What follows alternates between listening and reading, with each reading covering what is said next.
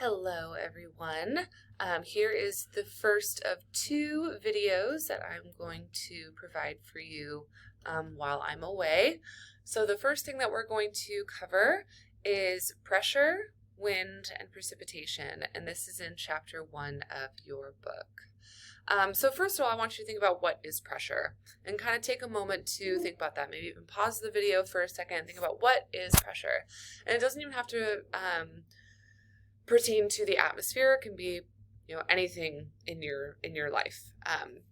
What does it mean to you to feel pressure? Think? Okay. Now let's talk about the atmosphere. So when we talk about pressure in terms of the atmosphere and really in terms of science, we think of pressure as molecules that are constantly bumping into each other. So we call that basically the amount of bumping that's occurring. So if you think about an enclosed container, like if you look at the video or my camera, see I have like a little, I don't know, this is delicious by the way, these are little plant-based protein things, but it's a closed container. And if I wanted to increase the pressure of this container, I would need to decrease the size of it. If I was like the Hulk and I could Hulk smash this super small, excuse me, then I could so that would increase the pressure of this container, right? Or alternatively, I could heat up this container. So if I put this on a hot plate and started to warm it up and say it was, the plastic wasn't going to melt, then the pressure would increase inside of this vessel. And there's another way that we can think of pressure as well in terms of atmospheric pressure. And the way I like to describe it is basically the amount of atmosphere on top of your head, right? So if you're standing, at sea level, then you have a lot of atmosphere on top of your head. But when you're flying in an airplane, you have much less atmosphere on top of your head. Like say or I don't know if anyone here watches the show The Boys, if you're like Homelander out flying around and he would have less atmosphere on top of his head than you would down at the surface. If you're a mathematical person, we actually can put pressure in a mathematical format here. So force is equal to pressure times an area, or alternatively, we can say that pressure is equal to force divided by area. So the amount of force that is exerted over a particular area. So if the force is distributed over a large area, then there's not as much pressure, right? Whereas if the same force is applied over a smaller area, the pressure is then that you feel would be greater, right? And so at the bottom here, I say shoe experiment. So humor me for a moment, and if you would take a second and stand up and really feel into your feet. Feel into both your feet, whether or not you're barefoot or have shoes on, whatever. You're going to look goofy. That's totally okay. Just, almost feel like if you practice yoga, you're in mountain pose and you're just really feeling yourself and feeling every single molecule of your foot on the ground. Right? So do you feel how your weight is distributed evenly between both feet? Now, go up on your tippy toes. You didn't lose any weight or gain any weight in that motion, right? But the pressure that you feel on the balls of your feet is greater, right? And now you can go back down on your full feet, and then your weight is then more evenly distributed over the full length of your feet. Right, as opposed to a much smaller area of the ball of your foot, right? Hopefully that kind of makes a little bit of sense here. So when we discuss pressure, I kind of already alluded to this earlier, but when we discuss pressure, as we ascend in the atmosphere, as we go up, like say we're in the movie Up and we're taking balloons or a hot air balloon and we're going up into the atmosphere or climbing a mountain, pressure decreases as we go up in the atmosphere, right? So think of, again, the idea of how much atmosphere is on top of your head. If you're at the bottom of a mountain, versus kind of the middle of the mountain. You have more atmosphere on top of your head when you're at the bottom of the mountain versus less atmosphere on top of your head when you're at the peak or mid-peak in terms of this particular image. And when we consider pressure, we actually, the unit here, which I'll get into in just a moment, is called hectopascals.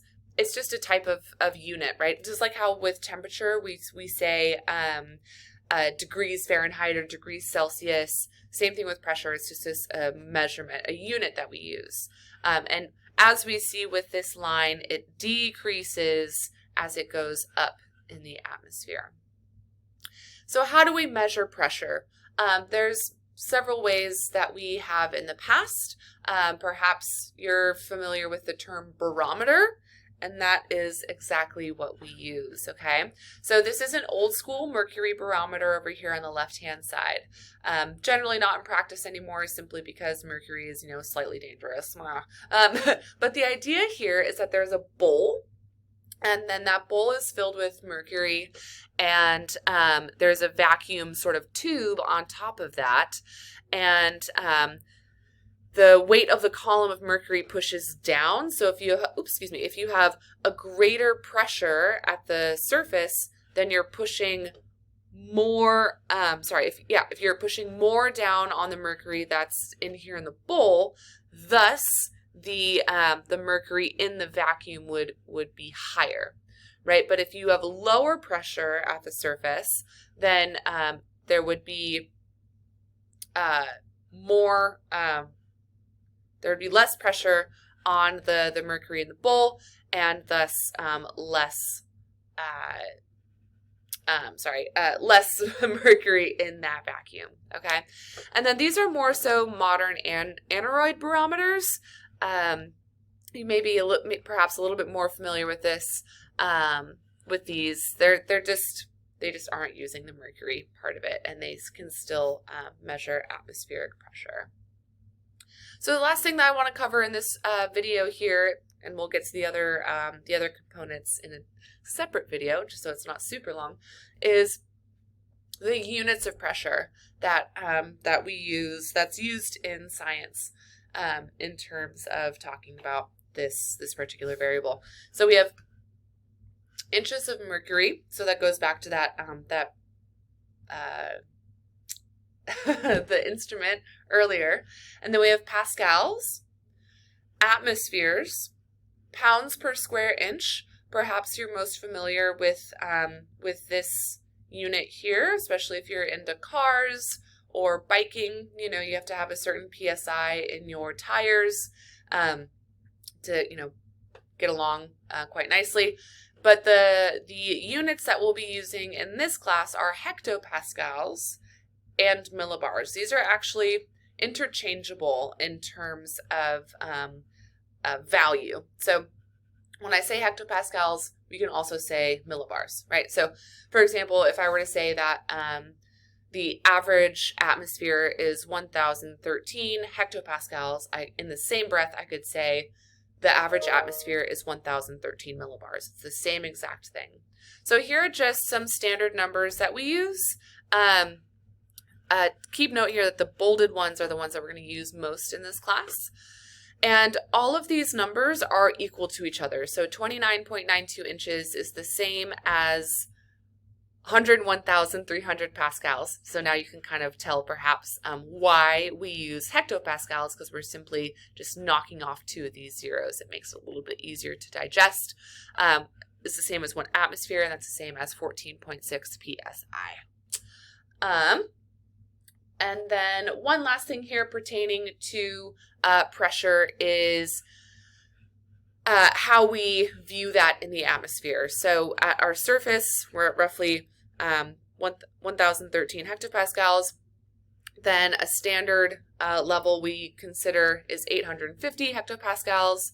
Above that is 500 hectopascals. Above that, this one ranges between 250 or 300 hectopascals, and then 100 hectopascals. So planes tend to fly at about 250 millibars. And that's kind of where their cruising altitude is, because the jet stream is generally there, like that fastest part of that essentially tube of fast moving air is here. We consider 500 millibars the middle atmosphere, and fun factsies, 50% of our atmosphere lies below, our atmosphere's mass lies below 500 hectopascals. And then this little layer here from 850 down is what we call the boundary layer. And then another little fun factsies about myself is I am the youngest of 13 siblings. You heard that right, my friends. Youngest of 13 siblings. Okay. Stay tuned for the next video about wind and precipitation. Thanks for watching this first one.